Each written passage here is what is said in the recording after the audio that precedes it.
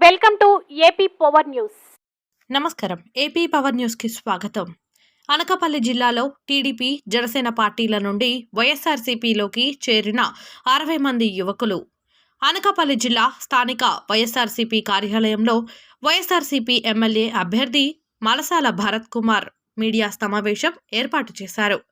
ఈ సమావేశంలో ఆయన మాట్లాడుతూ కాసింకోట మండలం చరకం సుందరయ్య పేట, లాలం కోడూరు గ్రామాల నుండి 60 మంది వైఎస్ఆర్సీపీలో జడ్పీటీసీ శ్రీధర్ రాజు ఆధ్వర్యంలో పార్టీ కండువా కప్పుకొని పార్టీలో చేరారన్నారు. ఈ సందర్భంగా మలసాల భరత్ కుమార్ మాట్లాడుతూ నన్ను ఎంతో ఆదరించి ఎమ్మెల్యే అభ్యర్థిగా ప్రకటించిన జగన్మోహన్ రెడ్డి గారికి కృతజ్ఞతలు చేసుకుంటున్నాను అన్నారు. అలాగే నన్ను నమ్మి నాతో వచ్చే కార్యకర్తలకి ఎప్పుడు అండగా దగ్గరగా ఉంటానని హామీ ఇచ్చారు. 2019 ఎన్నికల్లో గుడివాడ అమర్నాథ్ మరియు ఎంపీ సత్యవతి గారిని అద్భుతమైన మెజారిటీతో గెలిపించారు. అదేవిధంగా నాకు సహకరించి ఇంకా మంచి మెజారిటీతో గెలిపించాలని కోరారు. ఈ కార్యక్రమంలో దంతులూరి దిలీప్ కుమార్, మల్లబుల్లి బాబు, ఎంపీపీ గొర్లి సూరిబాబు, మలసాల కిషోర్ తదితరులు పాల్గొన్నారు. కాసింకోట మండలం నుంచి సుందరైపేట మరియు చరకం గ్రామం నుంచి పెద్ద ఎత్తున యువకులు, దాదాపు 60 మంది యువకులు వైఎస్ఆర్ కాంగ్రెస్ పార్టీలో జరగడం జరిగింది. ఒక మంచి పరిణామం.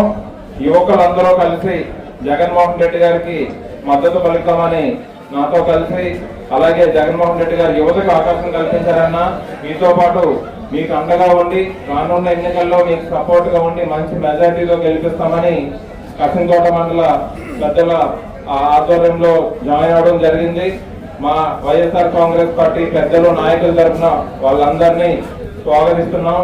అదేవిధంగా వాళ్ళకు కూడా నేను మాట ఇచ్చాను, జాయిన్ అయిన ప్రతి ఒక్కరికి కూడా ఎప్పుడూ వాళ్ళకి అందుబాటులో ఉండి వాళ్ళకి ఏ సమస్య వచ్చినా కానీ నేను అండగా ఉంటాను.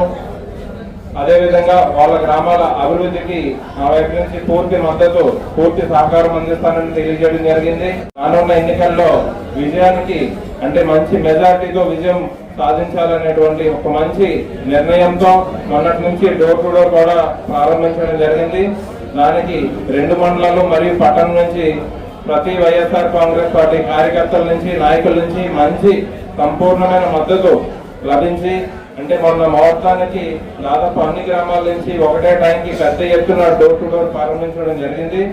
దానికి మా నాయకులందరికీ, పెద్దలందరికీ, కార్యకర్తలకి కృతజ్ఞతలు తెలుపుకుంటూ, ఇదే విధంగా రానున్న 50 రోజులు కష్టపడి ప్రజలకి జగన్మోహన్ రెడ్డి గారి చేసిన సంక్షేమం ఏ విధంగా ఉందో వాటిని వివరించి, మళ్ళీ జగన్మోహన్ రెడ్డి గారిని ఎందుకు గెలిపించాలనేటువంటి దాన్ని ప్రజలందరిలోకి తీసుకెళ్లి ఇదే ఉత్సాహంతో రానున్న 50 రోజులు పనిచేయాలని వాళ్ళందరినీ కోరుకుంటూ, అదేవిధంగా మా నాయకులు కూడా ఎంతో సమన్వయంగా, నేను కొత్తగా వచ్చినప్పటికీ కూడా ఇక్కడ ఉన్న నాయకులందరూ ఒకప్పుడు నాయకుల్ని తయారు చేసిన వాళ్ళు, గెలిపించిన వాళ్ళు కాబట్టి వాళ్ళందరి సలహాలు, వాళ్ళందరి సూచనలు నేను ఫాలో అవుతూ ఏ విధంగా ముందుకెళ్ళాలి అనేటువంటి దాన్ని ఒక యాక్షన్ ప్లాన్ ప్రిపేర్ చేసుకోవడం జరిగింది.